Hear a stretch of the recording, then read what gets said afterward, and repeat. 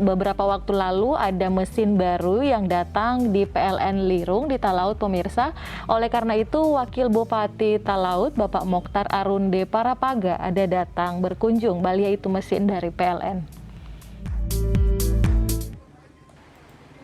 Setelah berhasil menurunkan kendaraan jenis tronton yang bermuatan mesin baru milik PT PLN dari atas kapal, namun saat ini kendaraan tersebut tidak bisa keluar di area Pelabuhan Lirung.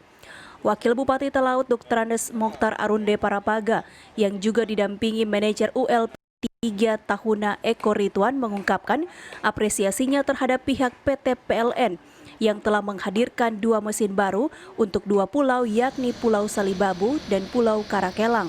Sangat berterima kasih kepada pihak PLN. Selama ini memang kita damba-dambakan karena seluruh masyarakat tahu bagaimana bahwa sering terjadi pemadaman ya oleh karena kita masih menggunakan mesin diesel. Nah ini dengan hadirnya 2 mesin baru, 1 mesin di Lirung ini untuk Pulau Salibabu ini 1000 kW ya, 1200 ya. Nah ini sudah sangat membantu sekali.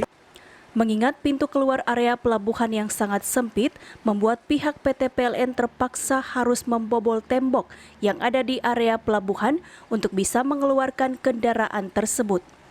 Kepada kawan WATV, keduanya mengatakan dengan kehadiran mesin baru ini kiranya dapat menjawab akan kebutuhan pasokan aliran listrik yang ada di 2 pulau, yakni Pulau Salibabu dan Pulau Karakelang, terlebih dapat mendukung pertumbuhan ekonomi di Kabupaten Kepulauan Talaut.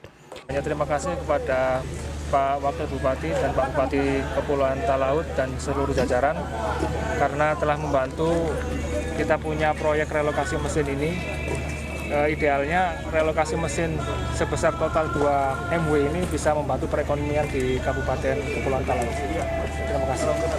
Terkait ketersediaan BBM, pemerintah daerah Kabupaten Kepulauan Talaut akan berkoordinasi dan mendorong pihak Pertamina dan transportir untuk menjamin ketersediaan BBM bagi PLN terus tersedia. Alfred Tumandung melaporkan untuk kawan WATV.